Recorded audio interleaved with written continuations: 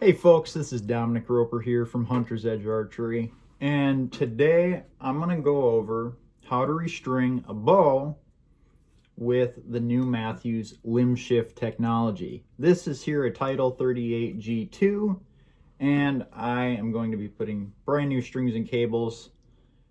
They could go a little longer, but I am very OCD about keeping good strings on this just so I don't have any issues when I need there not to be issues.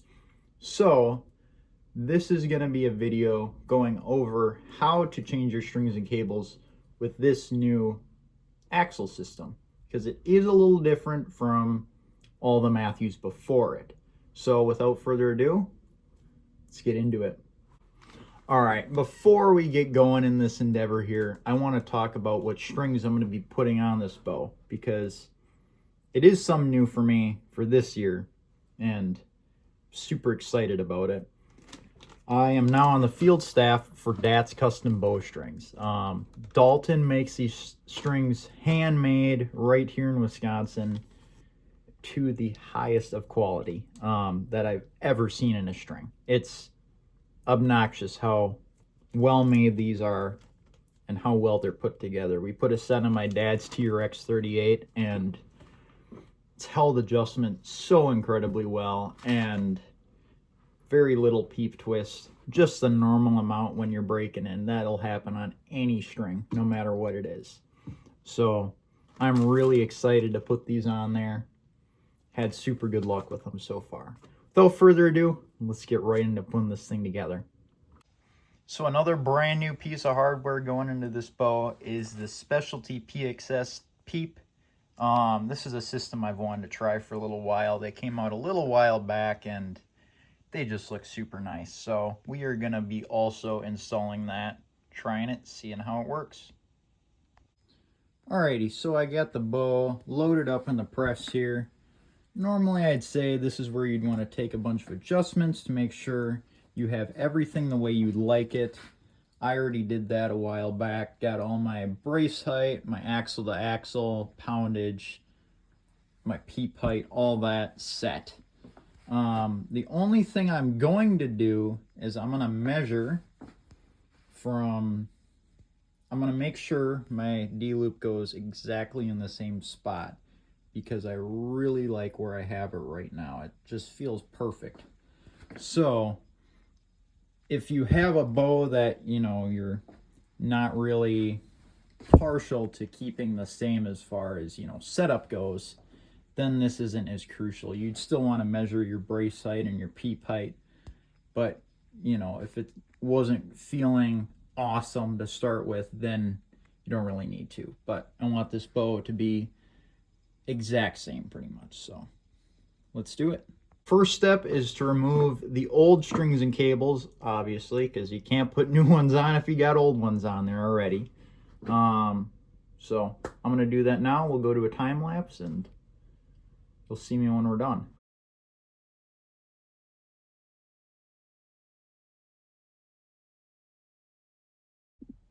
All right, so you can kind of see me here.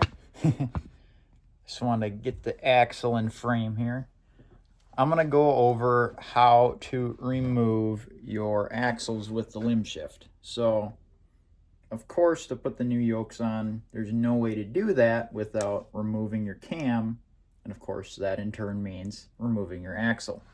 So, I'll run you through that because I've done a couple of these now with the new limb shift. You're first going to remove the screw from the opposite side of where it says limb shift on the limb tip. So I will do that now. And I've got this Last Chance magnetic bin here. Not a promo for them, not sponsored, but it's really handy. Yeah, it's part of the limb. Forgot about that. So you do that, and then you're going to remove this one. So remove both of these screws. This washer will come off with it. The other one kind of doesn't want to come off. It might not even come off, so I'm not going to try it because I don't want to break anything. All right, and then you can kind of see, I'll move you guys up, there is a hex key in there. So you're gonna go in there. And I remember when I was watching PJ do this on the Lancaster tutorial for it. Oh, must be the next one up. There's a specific amount of turns he said to back it out, but I've just been backing it out till it stops backing out any further. Seems to work pretty good. So I'm gonna do this. Other thing I want to mention, make sure you have these press fingers square. Otherwise, this will not work very good. This should be relatively easy to get this out. And it's not for me, so I'm going to quick fix this, and we'll be right back. Actually, I changed my mind a bit how I'm going to do this. I took the bow out of the press because obviously there's no cables, just the yokes are left on it, and you can see that cam is just spinning right now. So, same thing, you're just gonna take that out, and it's just that difficult on this one, I guess. And you're just gonna back it out till it doesn't back out any further. So, pretty straightforward stuff. A lot of times I do like doing this stuff out of the press, especially with this limb shift. I just kind of did for camera angle. So, stop backing out any further, axle pops right out, just like so. You can see there, you got that little line. That's another thing I want to make note of. Make sure I don't paper tune myself. In all honesty, I think it's a waste of time, but you can rip me apart in the comments section if you want. You want to make sure that you put that line back in the same spot if you do paper tune, just so your tune doesn't change a whole lot. And either way, you just don't want to jank up the way it's hitting left and right. So rinse and repeat for the top. I'll show you how to put the yokes on right now. Okay, so I got my yoke here. My head's going to be out of frame, but that's okay. You guys don't need to stare at my ugly dome anyways. So I'm going to put this on. Very, very straightforward. So we took our axle out, so that step's done. Next, your cam just pops right off. You want to make sure that you don't lose this little spacer. This came off of this limb. There is still one top hat right there at the bottom, so you want to make sure that's, again, something you don't want to lose. So your cam comes off. The old yoke simply just kind of unwraps off of it like that. It's pretty straightforward. Take this paper clip off. The reason they do that is so, any string company does this, is so your yoke stays at the length it should be. It's less work when you are trying to time this thing later. So,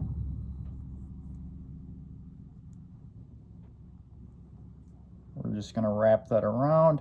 For now, don't worry about putting it in the tracks too much. We will do that once we put the cable on, because it's going to want to pop off a million times anyway. So it's kind of a waste of time to try and keep it on there. Next up, you're just going to throw your cam right back on, reverse order the way we did. Take that axle, pop it back in, and then start threading her back, just like so. And then, same thing, you'll just rinse and repeat for the top limb. So, we'll check back in when I have both sides done. Alrighty, so I got the title sitting in the press here, no tension on anything, limbs are just slack right now. You're just going to put everything back kind of in opposite order. So we'll put that end cap back on. This is a pretty tight fit. That's interesting. And then you're going to put that screw back just like so. And then you're going to put this screw back on the other side, on the limb shift side. just like so. So, crank those down. Now, here's the thing. I say crank them down kind of phonetically because you don't want to actually crank them down. They say now you can't wreck the bearings by over-tightening them, but I still just think it's a good practice to leave them not loose, but just snug. So I will do that now. And I just noticed this too. This is a really good talking point. I noticed when I was putting my my yoke around this bearing here, I had this slight, let's see if it'll focus, this slight twist here where this yoke wasn't sitting straight. This is the correct way to do it. You can see both of them. There's that V there. They're not twisted around each other. You don't want this. So I kind of did that on purpose so I could show that, and I kind of forgot I did it on purpose. So I'm glad I double checked. That's why you always double check your work when working on these. Of course, that's minor, but remember, you got a lot of energy behind those limbs. You want to double check your work, make sure you're not going to wreck anything. So I am going to fix that, and then we'll be right back. All right, so once you got the yokes on the bow, it goes pretty straightforward to any other Mathews with yokes on it. So I'm going to just time-lapse through that to not bore you guys to death more than this video already probably is. And we will come back together when it is time to start fine-tuning everything. So we'll see you soon.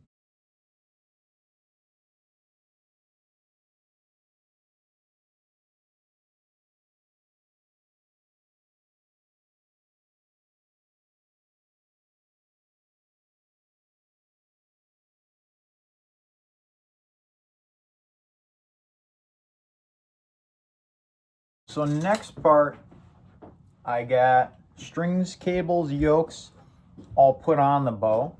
I got my timing marks kind of close. If you don't know, the timing marks are that little hole in your cam, or it might be a little point that should align in the middle of your cable. It's a good starting point for getting this thing perfectly in time, but it is not by any means the be-all, end-all. If they're in the middle, sometimes I've seen it where it's slightly off, and sometimes I've seen bows that are in time and have one right through the middle and one slightly off. So please keep that in mind. So next thing I'm doing is I'm going to check the overall specs of my bow. So I wrote all this stuff down before I got started. It's good practice to have.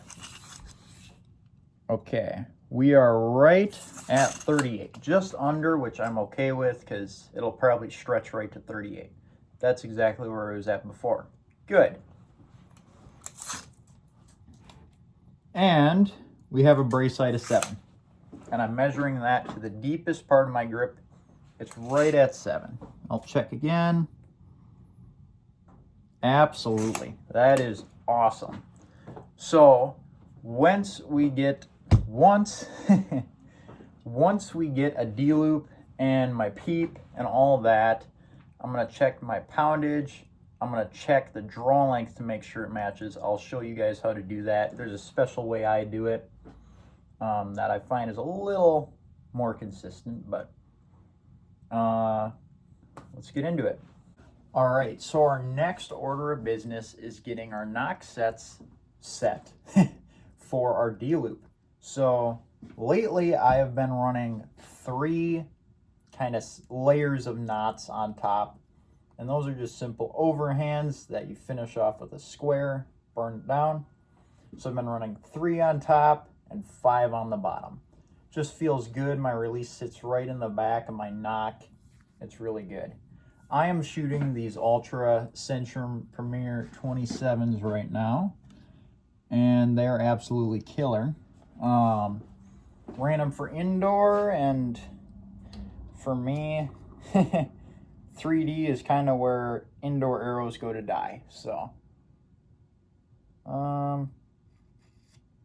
So I really don't use levels a whole lot. I've done this enough where I can know where my stuff has to be by eye, but there is absolutely no shame in using a level. I have a lot of experience setting these knock heights up, so I just like to grab a bit of serving. I like to grab a little more than I need. You know, it comes in whole rolls like this, so just grab off what you need. You're gonna have waste either way with this stuff. So this is BCY, just standard 3D serve. It's really good stuff. Works good for everything. Well, for the most part. There's some things that other materials work better for, but for your general purpose knock sets, peep tie-ins, even a center serving, this stuff works really good depending on what your knock fit you're going for is. And I checked, this knock fit is absolutely perfection. It sticks on there, but it doesn't take a whole lot of effort to click that knock off the string. So I absolutely love that. It's great. I couldn't have put it together better myself. So first thing I do is I just kind of loosely tie an overhand around where I want this thing to be. So we're gonna say about there is a pretty close start for this guy. Then I'll take my arrow, and I always start with my top knock set first, because that one will be where the upward pressure from your arrow is coming from. It's a little easier to tie. So we are way too knock high right now. I'm thinking that'll be close. Kind of cinch it a little bit. And lately I've been running my stuff pretty much level. Normally I'll go a little knock high, but lately level has been where my stuff has been wanting to shoot at, so I listen to what the bow tells me. So we are level right there. Again, I'm doing this by eye, but no shame in using a level on your arrow to ensure that. So I cinch it down once I like where it's at, take the arrow off, and I'll serve this first one upwards. So I'm gonna pause here, I'll put it in time lapse, and we'll tie that first one in. Okay, so I got my first one tied where I'd like it. I got it really good and cinched with that square knot at the end. That really locks that knot in good, ensures it's never gonna go anywhere. I like to start by just trimming the first one right away. Get those spare little scraps gone so you don't have to worry about it. Grab yourself a nice sharp razor when you're working on bows too. It really makes life easier. Just be careful when you're working near the fiber with it. Next, I'll just burn these guys down. Be careful burning it when you have it in the vise, because you can catch stuff you don't want to catch on fire pretty easily. So I just kind of burn them down one at a time. And I like to keep those burnt areas away from where my face will be. So I put them on the other side. I don't know why that is. I've just always done it that way. If it ends up that way, I run it, but if it doesn't, oh well. So I'll ensure, yep, that is stopping my knock good. The other thing too, when you're setting arrow height with a blade rest, you always want to lift up on it a little bit, because that spring is always going to bend down from the weight of the arrow a bit. So always lift up on it with your finger. That's what I was doing before to ensure it is level, and this one is. So next, what I do is I tie my bottom knock set. I like running two, like I said, 3 on top, 5 on the bottom, just because that's what's been shooting really nice for me lately. So I will do that now. I know a lot of people like to run one on the bottom and nothing on top. With a blade, it can be nice because it'll add some downward pressure to keep your arrow on that blade. I, however, am running a wide blade, so I don't really worry about it. My arrow doesn't fall off too much with this new AAE Freak Show wide blade, so we'll keep running it the way I am. So I'll put in time lapse again. I'll tie that bottom knock set. Remember, 3 on top, 5 on the bottom is what I do. So it's a good starting point.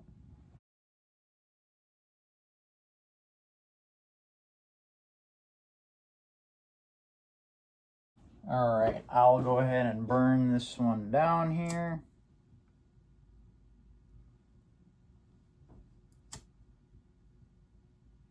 And you don't have to use your finger to, excuse me, you don't have to use your finger to mash these down either.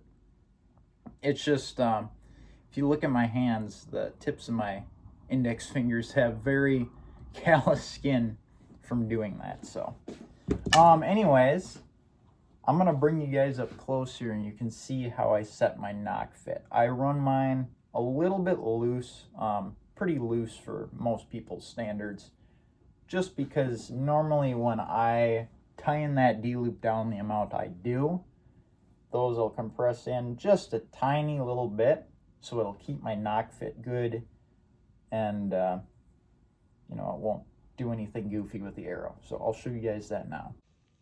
All right, so Biter 19.2 Hunter knock is what I run. It is the best knock in my opinion.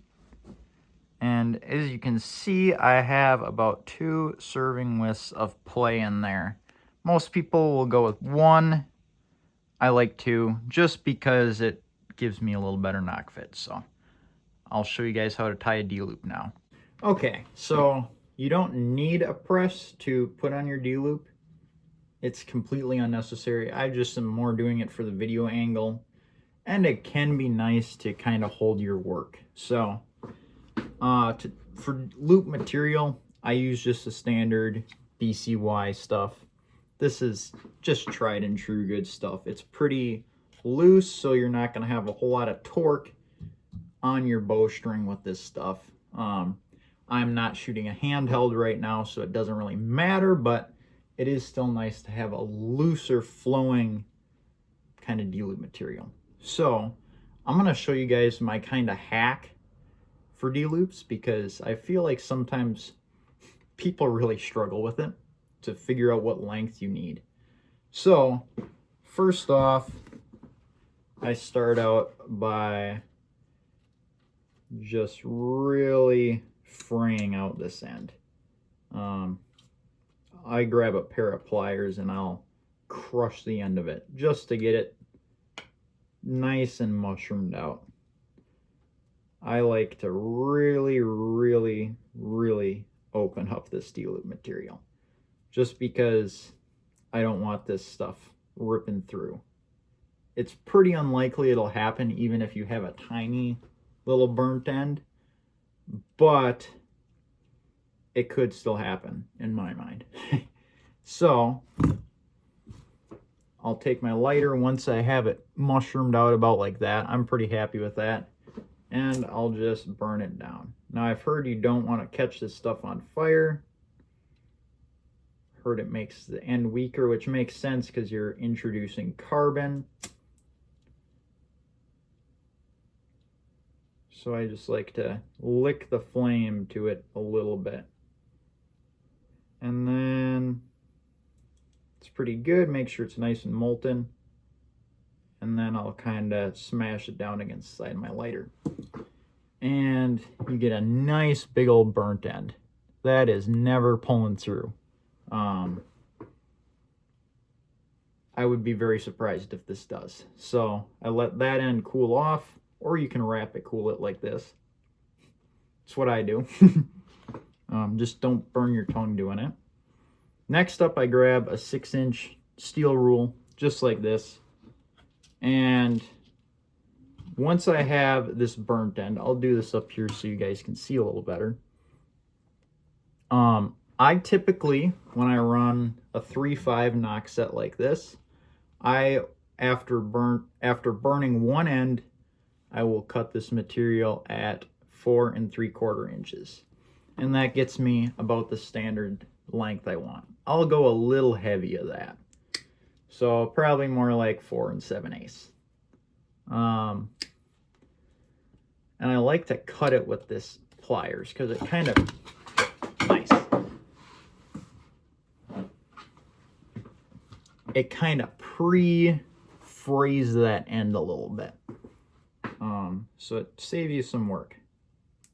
You just want to make sure you don't rip it apart when you're doing it, because you could pull fibers out of the unused material and weaken it. So I'll kind of mushroom this out, get it the way I like it. And I like to pre-cut my D-loop because A, it's very consistent, and B, you're not wasting a whole lot. I don't like wasting a whole lot of things if I can, especially this loop rope, because it is a bit on the pricey side. So I will mushroom that out. That one's really good. Take my lighter and give her the flame. As you can see, I accidentally lit it on fire a bit. Try not to do that. Make it nice and molten. That's pretty good. I like it when it's dripping. And then I'll press it against the metal part of my lighter. And just like that, you have a piece of D-loop material ready to go. Of course, let it cool before you try and tighten this down on your string. So I will cut here and we'll put this on the bow. So if you're a righty, this is the best way I've found to tie a D-loop. So you'll start with your loop like this. You're holding the burnt ends into your hand. You'll put that loop on the far side of the string. Then you'll take the loop and bring your burnt ends through, pull the bottom one tight. There's half your knot. Make sure the top one stays, and make sure it's good and tight against your top knock set. What that'll do is it'll kind of help lock that knock set in place so it won't come loose on you. Next, I'll take the tag end here. I'll put it away from me on the string. I'll bring the tag end through the loop, pull it tight. We will take the rest of the tag end, bring it behind the string, and then put the burnt end through. That is a completed D-loop knot. That was very quick, I know, and it's kind of hard to see from this angle. I don't really have a better way of doing it because I don't have a tripod with me. I am not going to cinch this for now because I don't have a peep sight in yet. We don't know where this is going to have to be. Grab my loop pliers. If you have some like this and you've tied the knock sets, flip them where those 3 prongs are up and the one is down, just so you don't damage your knock sets. And then I'm going to just slightly tighten it. Completed D-loop, and of course it's still nice and loose. I can turn this without damaging my serving, which you don't want to get it too tight before you put your peep in, because you can damage your serving if you go to rotate it. So keep it snug, but not crank down to final tension. We'll put a peep in now. There's this little piece of string material there in the middle of the string, and that perfectly divides your center of your string. You want to make sure you don't take this out before you put your peep in. If you do, it is going to be a nightmare trying to get this thing not to twist. So, it helps if I put some tension on the press as well. I just kind of take this and I slide it back and forth a little bit. And then open it up, put your finger in there to kind of hold it. And then take your peep and put it in just like so. I'm not sure which angle I'm going to have to run. I think I have the right one, but we'll find out when we put in the drawboard. And then I just like to take this thing out maybe. All right, there we go. Take this out, you can discard it. I'm also running one of these little Total Peep tuners, so I will put that in now.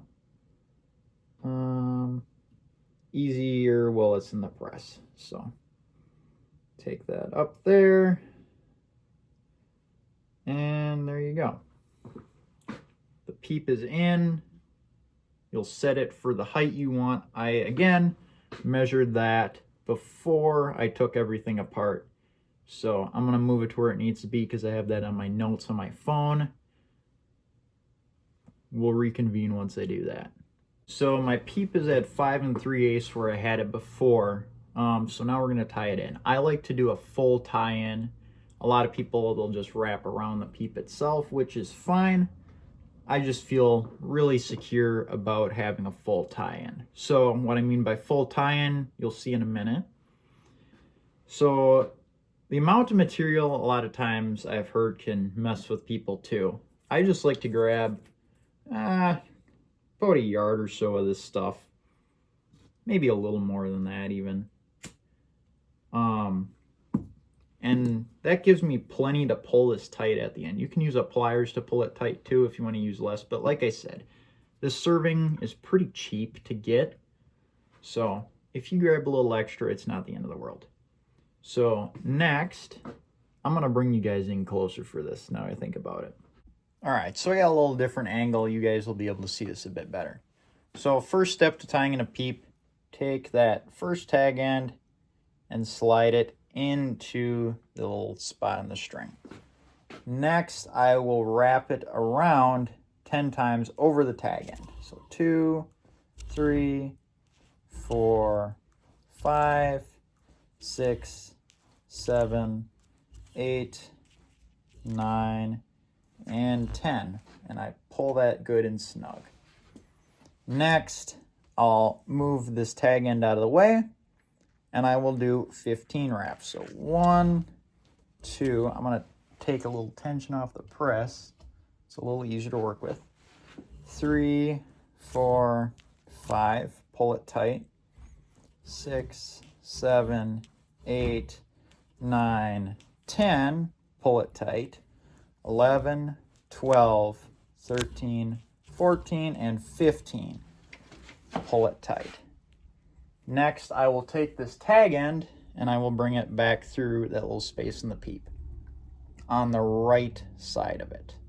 There's a reason for that. These strings that are twisted in this direction, the peep will twist less, which you don't have to worry about on these strings a whole ton because they don't twist a whole lot anyways. If you put it on the right side, it seems to twist less than if you put it on the left side. And you'll do 2 wraps in between. So 1, 2, and then 1 in between the string and the peep. Maybe.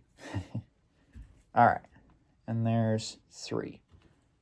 This is a good time to grab your steel rule and check you're still where you want to be. And we are still 5 3/8, right on the money to the center of that peep. So that's halfway. Now it's basically a mirror object. 1, 2, through the top side of that. And then 1, 2, 3. I'll pull it tight, and I try to make these symmetrical. 4, 5, 6, 7, 8, 9, 10, 11, 12, 13, 14, and 15. And now it is onto the back wrap. So you currently should have your serving away from you, pointing away from you. You're going to take your tag end, put it on the side of the string towards you. Then you're going to proceed to wrap counterclockwise 10 times. 1, 2, 3, 4, 5, 6, 7, 8, 9, 10. On the inside, you can see I got it there. You'll take this tag end I'm holding in my right hand, and you'll put it in that little gap between right there. Kind of pull that first one tight. 2.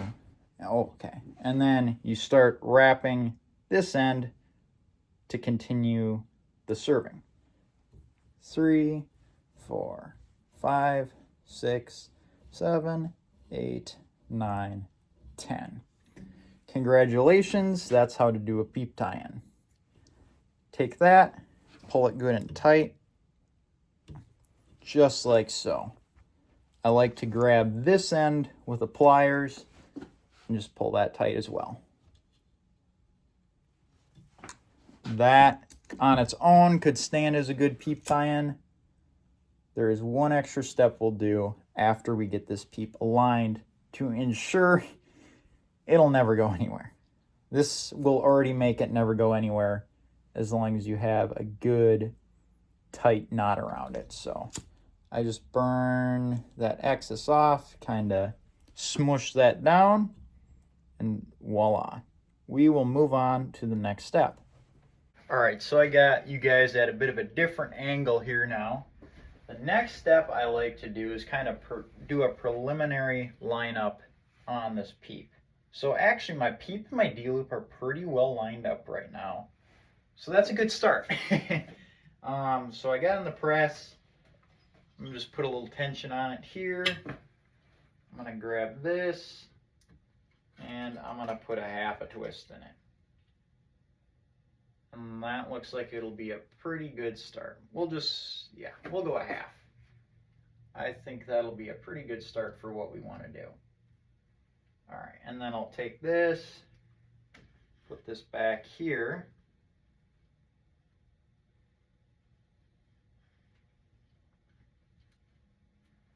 And now is another lesson I'm going to teach you guys that is very important anytime you're working on a bow and a press. Always, always, always, always, always make sure every part of the string and cable is in the track it belongs in. If it is not and you go to draw this thing back, it could turn into a hand grenade. And brand new strings and cables gone, bow probably gone. So just visually inspect to make sure everything is where it belongs. And now we are. As an extra precaution, pull some tension when you're releasing the tension off the bow. And that's a pretty good starting point there. I'm pretty happy with that. Go ahead and take this thing out of the press. And again, I like to visually inspect it one more time, because once we go to draw this thing back, if something's out of time, or out of place rather, it's game over for it. So I'm going to use the draw board now. This is the best investment you can get for your press as an accessory. Put this in my draw board, and I'm going to have to move the press in a little bit because we are too close to the counter there. So I'll move this in a bit. This is the brand new Last Chance Draw Board 2.0. It is killer. I love it a lot. The shop at home I'm building right now will absolutely have one of these on the Easy Green.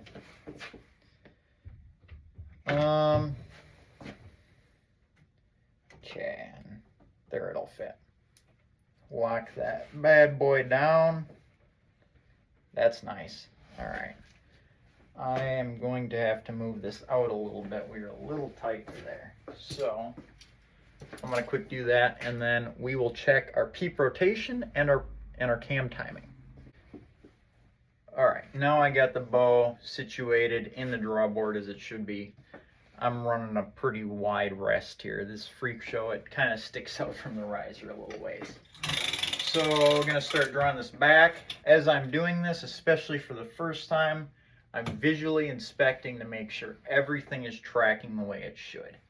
If you have any issues, let it down, resolve it, see if it's any better.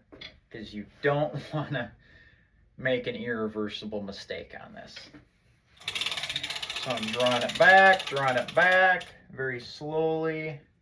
I check everything, keep going, and oops, oop, that was a little scary. We are pretty close on our cam timing. We are just slightly top cam first. A lot of people will run their bow that way. I like running mine perfectly the same. Other thing I'll check is my peep rotation, and it looks really good. It's coming back really nice and square. I'm going to be able to see through that great.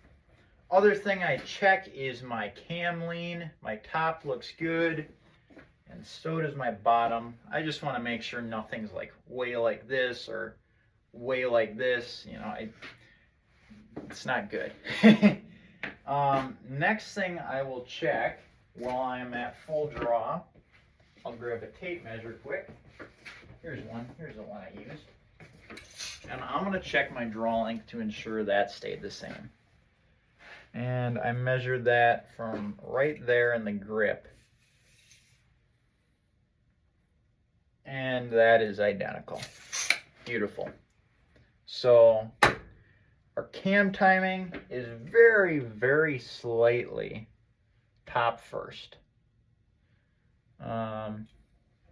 So this is a perfect opportunity to show you guys a trick on how to really, really fine tune your cam timing. I'm going to let this down.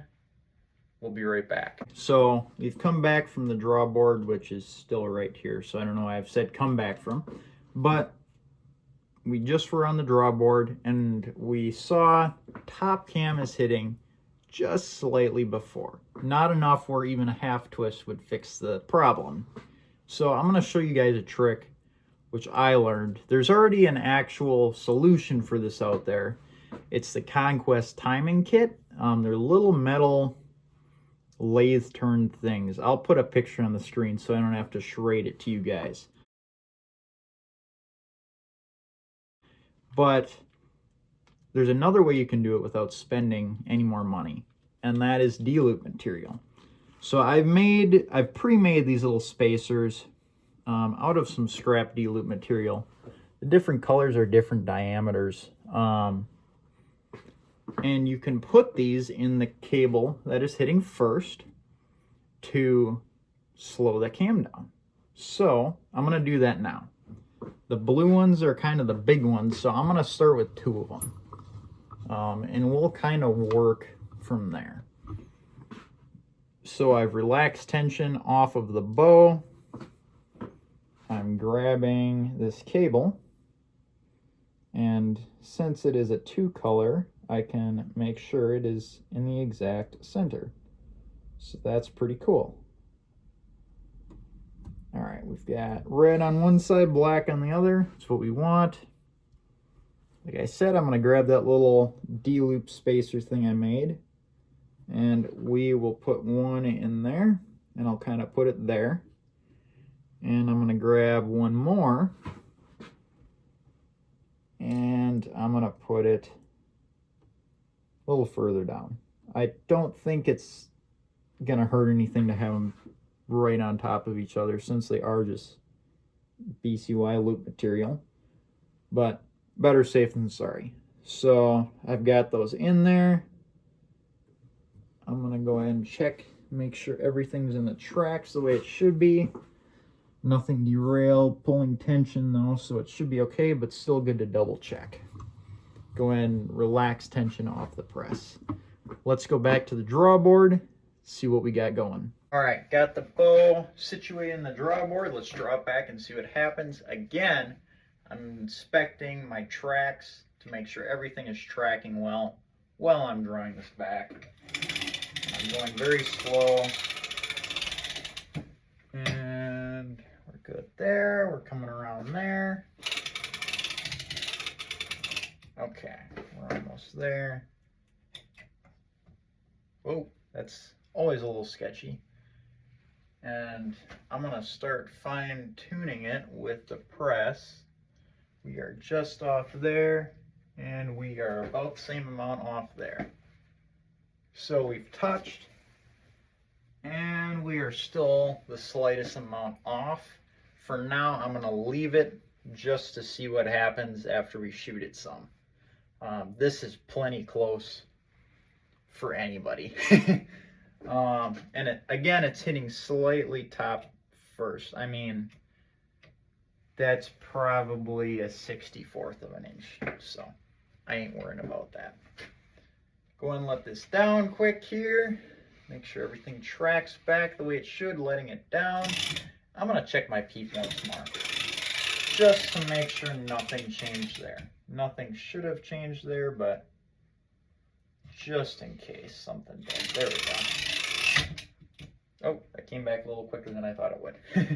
I'm still used to the old all-CA draw boards. And that's pretty good. Good enough for now. So we are getting to the point now. We're gonna head out to the range, shoot it, make sure everything works. All right, so I'm just starting off pretty close here so I don't miss the target. I'm gonna draw back this first one nice and slow to make sure everything feels all right. Yep, feels good. The draw length feels the same.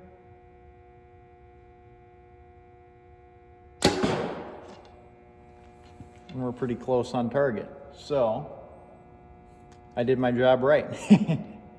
After the first shot, I just like to inspect the bow, make sure everything stayed in its tracks,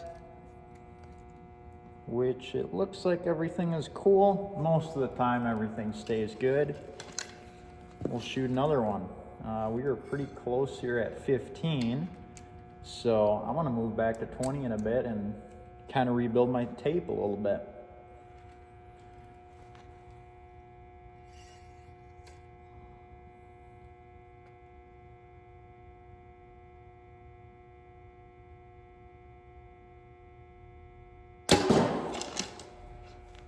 Yeah, and consistently high. I'm gonna actually move it a bit here. I'll shoot one more just to make sure I didn't move it too far. I don't think I did. I only moved it a couple yards, so won't affect it too much.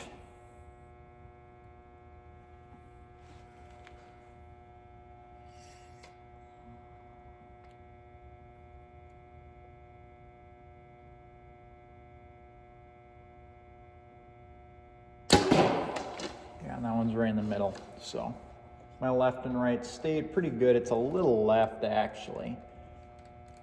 That shouldn't have changed too much, but with the limb shift, might have changed a little bit if I didn't get it perfect. So I'm gonna go pull those. Thank you guys for tuning in. I really appreciate it. If you thought this video was helpful, if you want to see others like it, please drop me a subscribe. If you liked this video, please show me by hitting that like button. If you have any questions, please let me know in the comments section. I'll be happy to answer. So, thank you for watching. Have a good rest of your day. Take care, folks.